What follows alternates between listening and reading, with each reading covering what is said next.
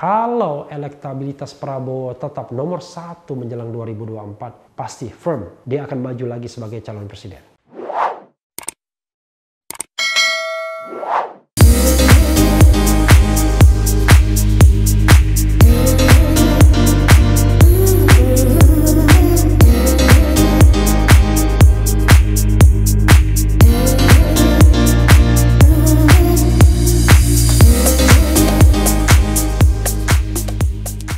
Assalamualaikum warahmatullahi wabarakatuh, Sobat RH sekalian. Jumpa lagi kita di channel yang keren ini, Keren Cadas. Jadi sekarang kita mau beranjak. Wah, kemarin-kemarin kita bicara tentang Gibran, tentang Bobi, tentang macam-macam ya. Tentang Pertamina, tentang Erick Thohir, Adian Apitupulu. Nah, sekarang kita akan balik lagi ke survei-surveian. 2024 masih jauh, Belanda masih jauh, tetapi tetap saja kita butuh preparation, kita butuh persiapan ya. Jangan sampai ketika Belanda datang kita kelabakan. Nah, ini ada survei yang dilakukan oleh indikator politik. Survei Capres 2024. Ganjar masih di atas Puan, tapi Mega punya veto. Ya, tentang Ganjar Pranowo. Jadi kita lihat ya, pernah diinterview Ganjar Pranowo di sini. Jakarta, politikus PDIP Ganjar Pranowo yang saat ini menjabat Gubernur Jawa Tengah meraih elektabilitas tertinggi dalam survei indikator politik Indonesia. Bagaimana peluangnya diusung oleh partai pimpinan Megawati Soekarno Putri itu di Pilpres 2024? Dalam survei yang dilaksanakan pada 13-16 Juli 2020 dengan 1.200 responden itu, elektabilitas Ganjar sebesar 16,2%, melebihi elektabilitas Gubernur DKI Jakarta Anies Baswedan dan Menteri Pertahanan Prabowo Subianto. Wah, luar biasa ya. Untuk pertama kalinya Prabowo kalah ya. Makin turun rupanya elektabilitas yang bersangkutan. Elektabilitas Ganjar juga mengalahkan rekan sesama partainya Puan Maharani yang kini menduduki kursi Ketua DPR RI. Apakah Ganjar bisa mengalahkan Putri Megawati? PDIP tentu memonitor dinamika elektoral di antara kader-kadernya. Tentu mereka akan mengamati dengan seksama elektabilitas Ganjar dan Puan, termasuk nama-nama lain seperti Risma. Terlalu dini mengambil keputusan capres yang diusung sekarang berdasarkan sigi hari ini, kata Direktur Eksekutif Indikator Politik Indonesia Burhanuddin Muhtadi saat dihubungi Rabu 22 Juli 2020. Ya, dia membuat survei, kenapa dia sendiri bilang nanti terlalu dini? Ya memang iya terlalu dini sih ya. Tapi paling tidak ini indikator ya, sebagaimana nama surveyornya.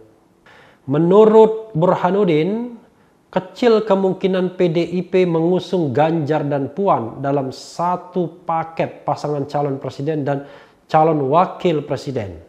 Saat ditanya lebih lanjut siapa di antara Ganjar dan Puan yang lebih berpeluang besar diusung PDIP, Burhanuddin berkelakar dan mengisyaratkan tak ada yang bisa menebak keputusan sang ketum Megawati.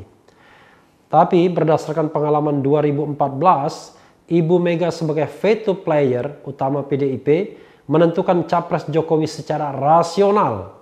Jokowi saat itu adalah capres paling berpeluang menang. Nah, karena Jokowi kader PDIP, cawapres diambil dari non-kader yaitu JK.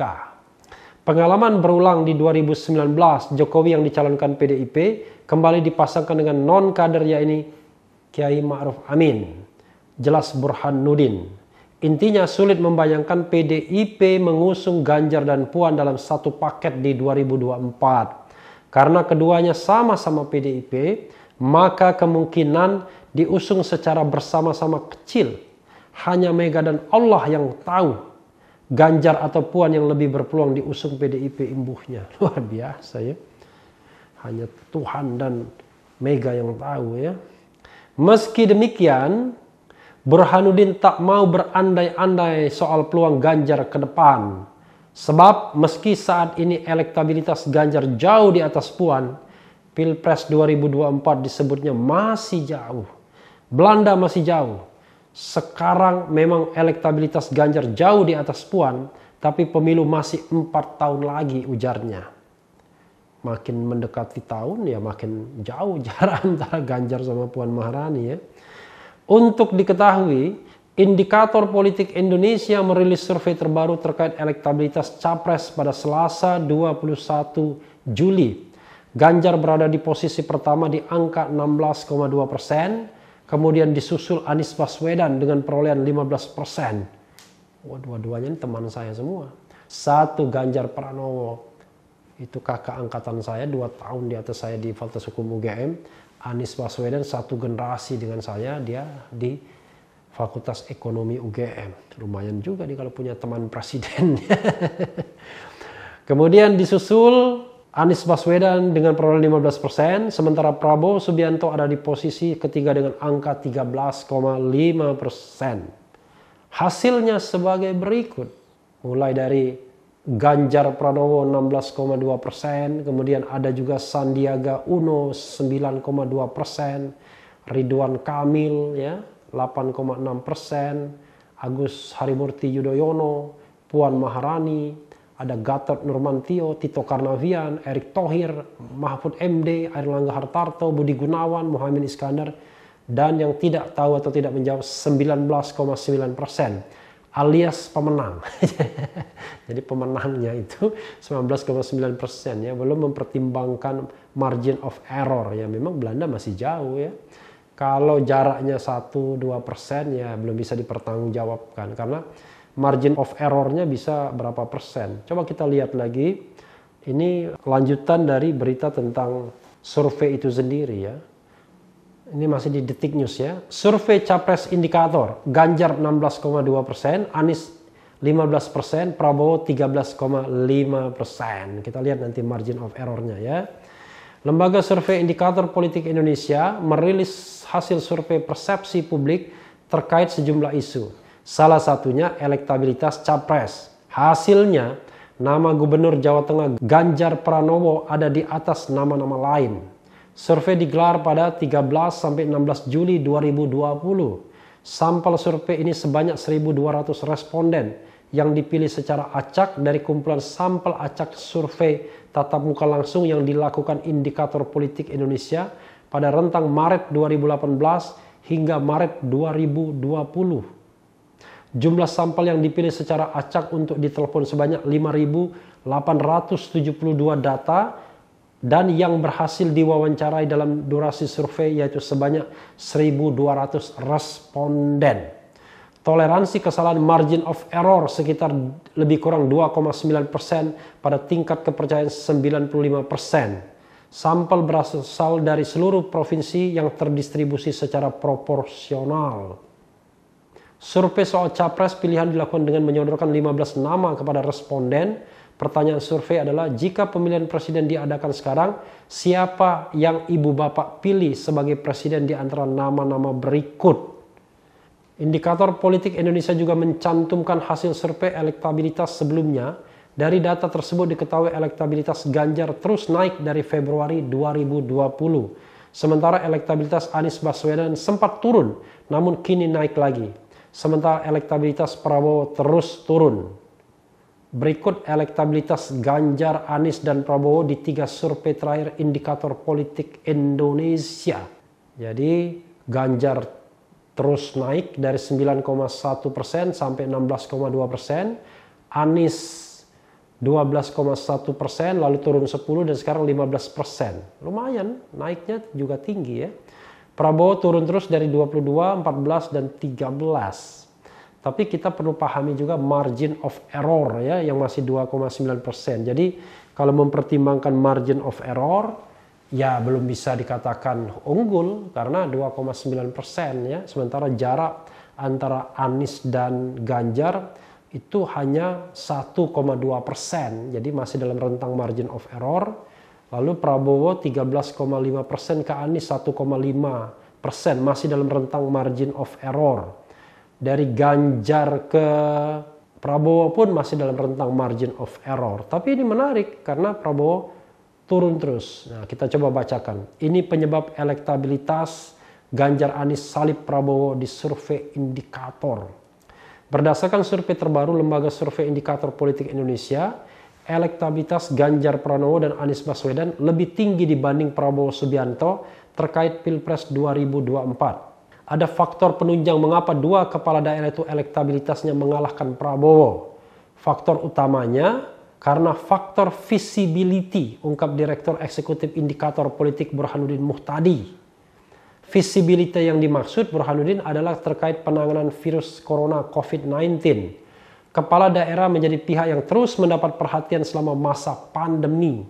Beberapa bulan terakhir, panggung penanganan COVID bergeser ke daerah.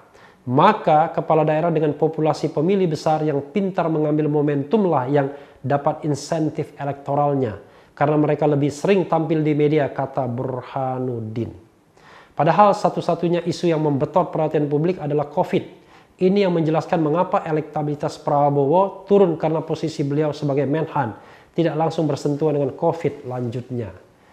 Ya, sekarang Menhan juga Menteri Ketahanan Pangan. Apakah itu akan mendongkrak popularitas atau elektabilitas Prabowo? Ya, kita lihat.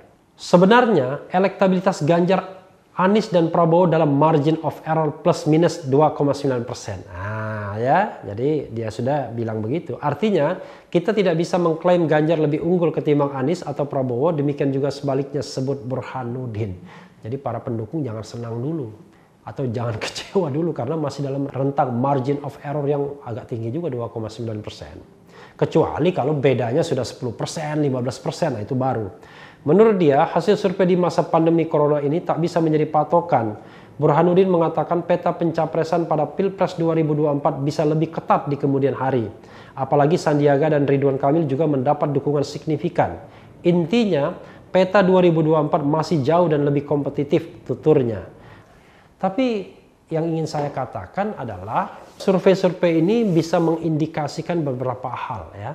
Pertama, tokoh yang muncul namanya untuk sementara itu saja. Tidak jauh dari Anies Baswedan, Ganjar Pranowo, Prabowo Subianto, Sandiaga Uno, dan Ridwan Kamil. Ini nama yang relatif mapan di 5 besar.